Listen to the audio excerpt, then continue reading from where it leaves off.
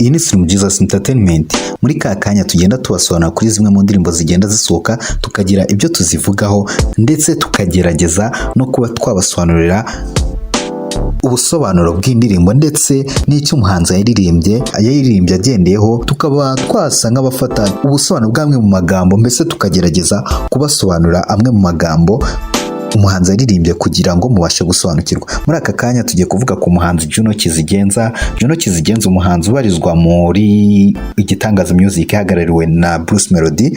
Nk'uko benshi bakunda kuvuga ko Igitangaza Music ari label, ariko nk'uko Bruce Melody yabitangaje ndetse kandi urebye no kuri Instagram ya Juno Kizigenza ubona ko yanditseho Igitangaza Music Crew. Nubwo tutarabimenya neza, bitarajya hanze neza, gusa uko bigaragara ntago ari ukuvuga ngo ni label, nk'uko Bruce Melody yabivuze ko ntago bafite studio cyangwa iki. Gusa Igitangaza Music ni groupe y'abantu babiri, ari bo Juno Kizigenza ndetse na Kenny Soul, akaba ari groupe ihagarariwe na Bruce Melody cyangwa se ifashwa na Bruce Melody. Kuba bitwa groupe ntago ari kuvuga ko bakorera nyina. Abantu benshi basanzwe bumva ko nimba umuntu n'undi bari groupe bagomba kuzaba bakorana indirimbo cyangwa mbese bagakora oya, bona mbese ni nka crew, ako ni mu buryo, reka tuvuge ko ari mu buryo bwo kwiyaranja, ubundi tubyite label mu gihe, kuko ubundi ndatekereza ko mu minsi iri imbere Bruce Melody ashobora kuzabigira official, akaba yashyiraho label ya Igitangaza Music, ikaba ihari, studio n'ibiki byose bihari byuzuye, agakora agatwika. Okay, tutagiye kure rero, muri aka kanya tugiye kuvuga ku muhanzi Juno Kizigenza ndetse n'indirimbo yasohoye. Indirimbo amaze iminsi yamamaza kuri social media zitandukanye, aho yagendaga abwira abantu ngo bamwitega, babwira ko ku itariki 14 hagomba gushya, ku itariki 14 z'ukwezi kwa kabiri, umunsi w'abakundanye, ku itariki 14 z'ukwa kabiri. Juno Kizigenza yatangiye gupostinga, ndakeka ari ku itariki 9. Ku itariki 9 urebye kuri Instagram ye urabibonaho, atangira gupostinga avuga ko hasigaye, ubwo ntabwo ari ku itariki 9 kuko ndumva hari post ye nabonye avuga ko hasigaye iminsi igera kuri 6. Ubwo iminsi igera kuri 6 rero nujya kubara neza urasanga ko yatangiye gupostinga, nimba ubungubu nimba final azaba ari iminsi bari ku itariki 14, ubwo nukuramo 6 nawe urumva igisigaye. Ashobora ko yaratangiye gupostinga ku itariki 8.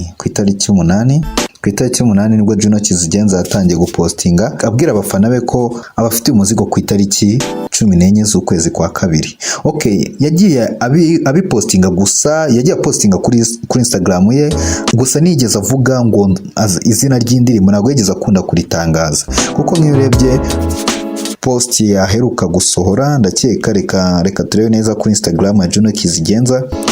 Juno Kizigenza heruka ni ku itariki, reka ndebe neza nababeshya, naje muranyihangana nababeshye. Ipost ya mbere yayishyizeho ku itariki 4 z'ukwezi kwa kabiri, aragira ati eyo 10 days ngo Valentine's Day niki kandi they want bad boy singing love song on the radio, sasa I want a real fucking story.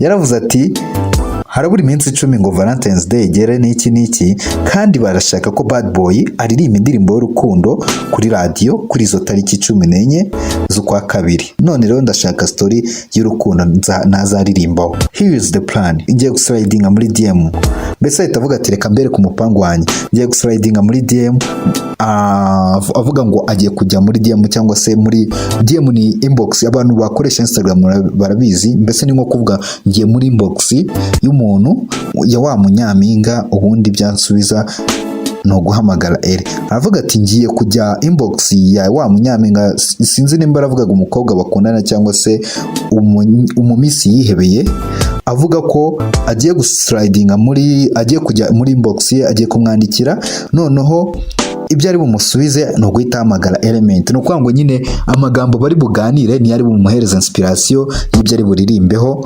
kuri iyo ndirimbo azaduhereza ku itariki 14 aribyo yakoze, nubwo mbona isohoye ku itariki 16 habura amasaha make ngo Valentine's Day igere. Gusa nyine ni nkaho yashatse kudufatirana kugira ngo ejo tubyuke mu gitondo cya kare tugakina ku karimbo kabari aka Valentine's. Subyo gusa nkuko nari nabibabwiye ngo meruka kubona posting aho buri minsi 6, ntabwo ari 6 ahubwo ni iminsi 9. I'm sorry, ni tariki nibeshyeho gatoya. Yarapostinze na yongeye gupostinga uvuga ko habura iminsi 9, mbese yagendaga updating abantu bagira ko habura iminsi mike akabahereza indirimbo nshyashya, avuga ko harabura iminsi mike se Valentine igera akabaha indirimbo nshyashya. No kuvuga ngo ku itariki 5 z'ukwa kabiri yarongera posting avuga ko habura iminsi 9, agira ati 9 days to go and but this girl take hours to respond over text. Is she losing interest or she's probably busy? Nyine avuga ko urabizi ko yari yamajije kutwemera ko nkuko yari yabivuze, yari yabanje kutwemera ko agiye kubanza agasliding akajya muri inbox y'uwo mukobwa cyangwa se uwo munyampinga we, none ibyo ari bumusubize nibyo biri bumuhereza inspiration. None ahubwo ahita agaruka afite ikibazo avuga ati noneho harabura iminsi 9 yonyine. Gusa ikibazo mfite, uyu mukobwa nago arimo arasubiza vuba, ari gutinda gusubiza. Ubuse nuko sinzi ko navuga nimba ari ukuvuga ngo ntago mfite uyu mwanya cyangwa se ari busy, sinzi. Nuko nguko yarashatse kuvuga. Juno Kizigenza yarakomeje atangaza ko atazadutenguha kuri izi tariki 10 na zingahe, tariki 14 ko azaduhereza indirimbo nshyashya. Gusa muri aka kanya abantu benshi twari twiteze ko azazana indirimbo y'urukundo nyine abantu bakundana. Gusa nshatse navuga ko uyu munsi yaje mu gahinda bitewe n'indirimbo yaririmbye. Urabona indirimbo Juno Kizigenza yaririmbye indirimbo bita Nazubaye, imajije kugira views zigera kuri 600 mu gihe cy'amasaha 2 ndakeka. Indirimbo Nazubaye yavugaga, uyumvishe title wumva ko nyine yazubaye. Kuzubara ntabwo kuvuga ngo wenda umukobwa yagusoje cyangwa ikihoya, we murika wumvishe indirimbo buryo yayirimbyemo, mbese nimo kuvuga ku mukobwa wamukatiye cyangwa se umukobwa uhora. Urabizi ibyo abantu bakundana, murabizi uyu munsi baba bari inshuti ejo bagashwana, uyu munsi bari inshuti ejo bagashwana. Ni nk'ibyo yaririmbagaho avuga ati murabizi ndagukunda, gusa ikibazo ngira nuko kukwikuramo birananira, ariko ndagukunda. Gusa uburyo ngukundamo ntabwo aribwo nakakwiye kugukundamo, bitewe nuko bitewe n'uburyo ugenda umwosereza rimwe na rimwe bikanyica mu mutwe ibintu nk'ibyo. Reka ngenda mbasomera lyrics namwe murabyumva. Okay, Juno Kizigenza atangira agira ati mbona udashima sha nyamara ujya ushima, mbona udashima nyamara ujya ushima. Nyine abari kubwira umukobwa ngo ati nyamara njye mbona udashima, nyamara jya wihangana ushime. Uramfite ni njye ufite, ihangana ushime kuba mfite, ihangana ushime Imana kuba mfite. Mbese nyurwa nanjye njye ufite, wishaka kujya kwifuza iby'abandi kuko akunda ubukundana n'umukobwa. Mbese nanyurwe nuko muri kumwe ukabona atangiye ari kujya mu bindi bintu byo ku ruhande, ibintu nk'ibyo.